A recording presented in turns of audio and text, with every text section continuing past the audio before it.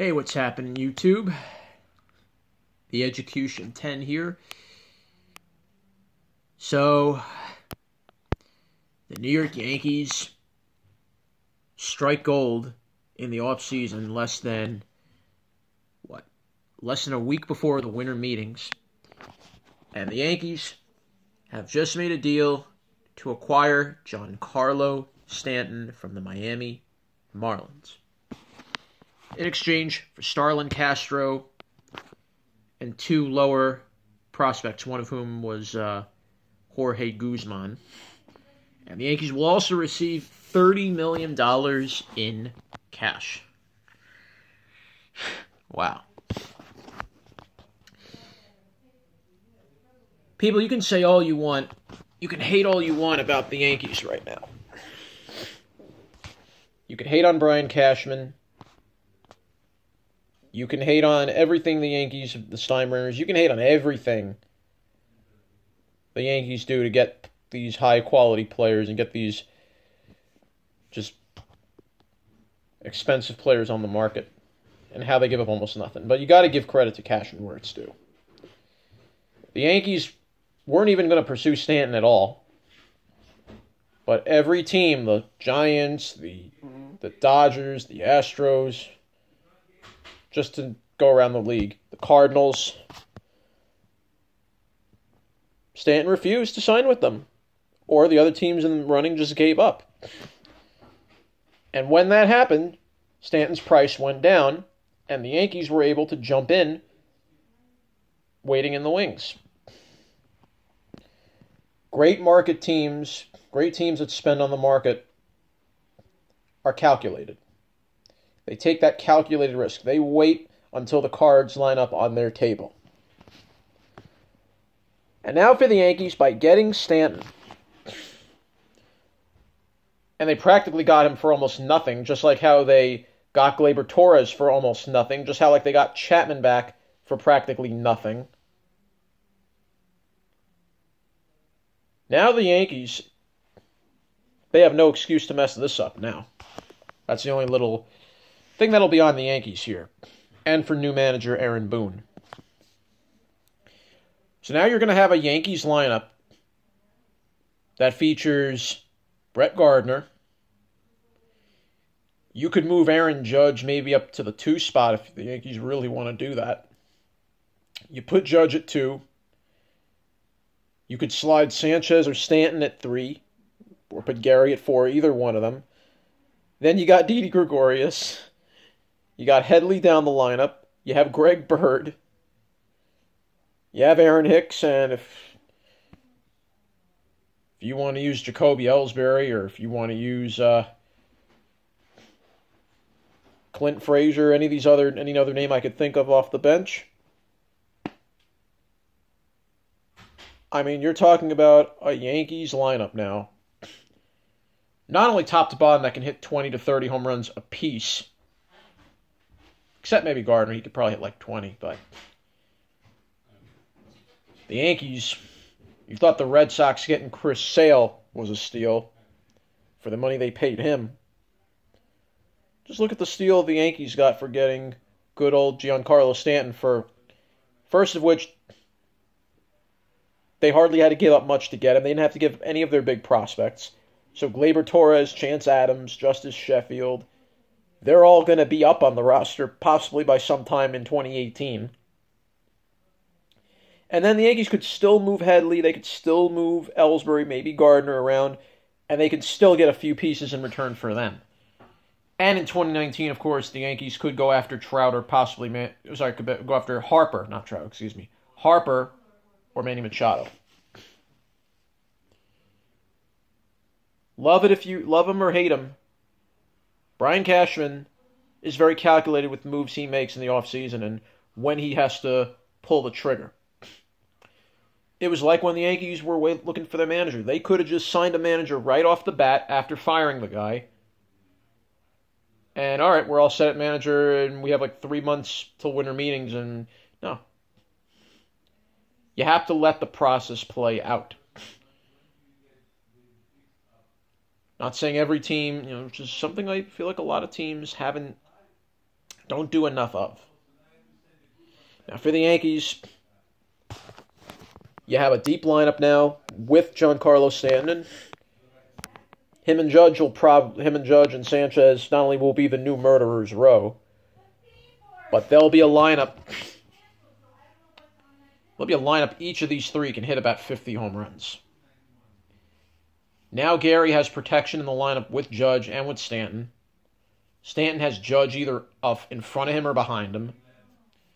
And then you have Gardner at the top. So by basically putting three power hitters in the lineup, pitchers are going to have to pitch to this whole lineup differently now. That means could the Yankees see more fastballs? Probably see more hitter count pitches? Yes. Are they going to go through a slump with all these three hitters? Possibly. Maybe two of them could struggle. One carries the load for a while, then another one does, then another one does. But what the Yankees for the moment did was strengthen their lineup. And really, the pitching is something that's going to come together as we go. Yankees starting pitching was actually pretty good this past year. Severino showed you what he could become. Tanaka just had a rough off year, but I see Tanaka turning it around. Sabathia will be a little interesting. Will the Yankees hang on to him for another year? Are they going to make a one-year deal to keep him?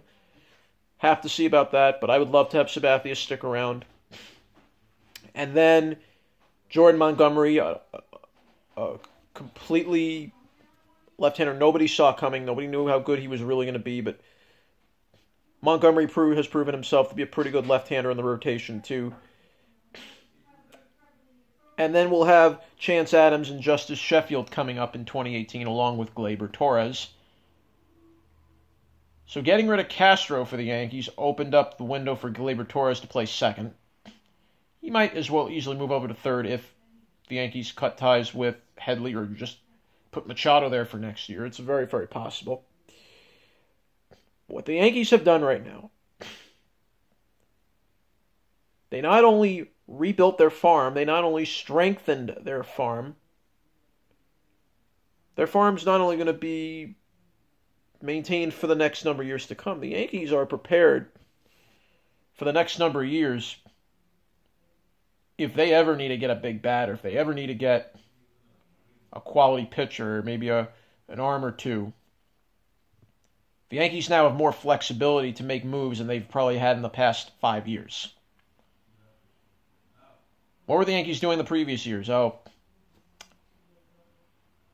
Particularly in 2013, 14, 15, they were signing all these old veterans, couple-year deals, or on the end of their career.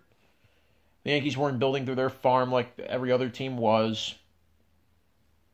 But now, as the time has passed, the Yankees' farm not only has strengthened and gotten stronger, they're keeping the big prospects they want. They're developing new players at a quicker pace. The Yankees are set for their future for the next at least 15 years. Everything goes according to plan. A World Series for the Yankees again seems like a very, very sure thing for the near future. And to help things even more, these young Yankees already, Judge and Sanchez, they've already gotten a wealth of playoff experience from getting all the way from within one game of the World Series. We'll see what this team's all about in 2018. Right now, on paper, they look good. But let's see what they do in 2018. Let's see if all the pieces come together for the Yankees, and could they sustain that for the next 5 years? By getting Stanton, he's being paid a lot of money. Still has $295 million remaining, I believe it is. The good thing, though, is if he opts out, the Yankees could always deal him. They're not tied to his contract. That's an important thing that should be looked at. The Yankees aren't tied to his contract for the next 12 years. He can opt out after about 3 or 4. This isn't like with A-Rod. So with those contracts with A-Rod and if Ellsbury eventually leaves, those contracts will be off the books and all that. The Yankees will have will have even more flexibility to spend money wherever they need it. Not having to go after all these end-of-the-road players that are on the end of their career. So for all of you that thought Shohei Ohtani was going to be great with the Yankees, all right, well, he signed with the Angels, so that kind of did the Yankees a big favor. Personally, I don't know if he'll even handle the East. I'm curious if he'll even handle it out in Los Angeles playing for the Angels. No doubt about it, Ohtani will make that lineup dangerous for the Angels. I'm not going to lie about that. Their lineup's going to be good. They'll have Trout, you got Pujols, and now you have Ohtani.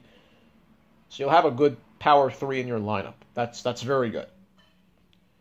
And of course, could Ohtani be a very good pitcher? I'm sure he could. But let's see how he delivers at the major league level. But for the Yankees to not go after Ohtani, I think, was bigger than people realize. Because that gave them what they needed to get Stanton. And the Yankees can always either get two of their young guys up from their farm and continue to call up these younger kids. And if they need to plug them in, they're ready to go.